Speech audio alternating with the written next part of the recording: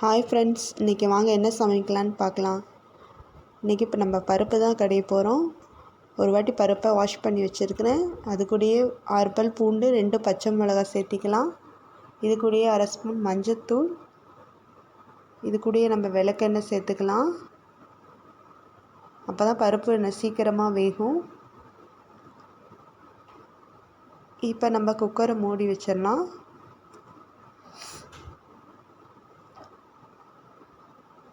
இப்போ அடுப்பில் எடுத்து வச்சிடலாம். 2 விசில் விட்டுக்கலாம், பருப்பு நல்லா வேகட்டும். விசில் விட்டாச்சுங்க. பருப்பு எடுத்து மாற்றி வச்சாச்சுங்க. கடாயில் எண்ணெய் ஊற்றிக்கலாங்க.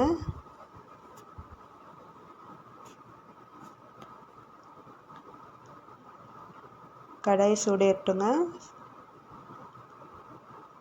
இப்போ நம்ம கடுகு சேர்த்திக்கலாம். கடுகு நல்லா பொரியட்டும். இது கூடயே நம்ம ஜீரகம் சேர்த்துக்கலாம்.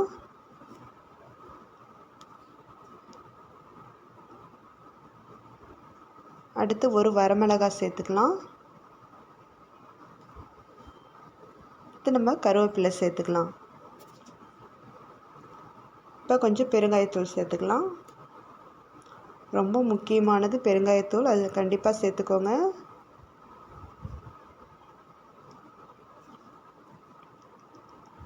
இப்போ இது கூடயே பொடியாக கட் பண்ணி வச்ச சின்ன வெங்காயம் சேர்த்துக்கலாம்.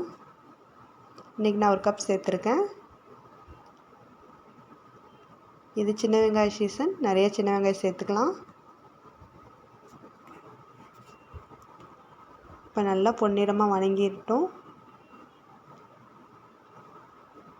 இப்போ நல்லா வெங்காயம் வணங்கியாச்சு. இது கூடயே பொடியாக கட் பண்ணி வச்சுருக்க ஒரு தக்காளி சேர்த்துக்கலாம். இப்போ நல்லா கிளறி விட்டுக்கலாம்.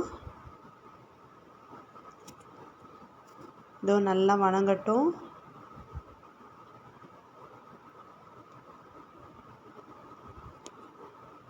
இப்போ நம்ம நல்லா தக்காளி வணக்கியாச்சு. இப்போ வேக வச்ச பருப்பு எடுத்து வச்சுருக்கோம்.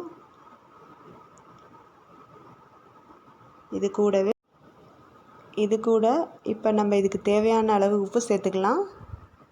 சால்ட்டு சேர்த்துக்கலாம். இப்போ நம்ம வணக்கி வச்சதெல்லாம் இதில் சேர்த்துக்கலாம். எல்லாத்தையும் உள்ளே சேர்த்துடலாங்க.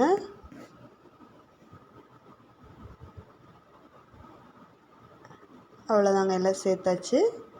இப்போ நம்ம கலந்து விட்டுறலாம்.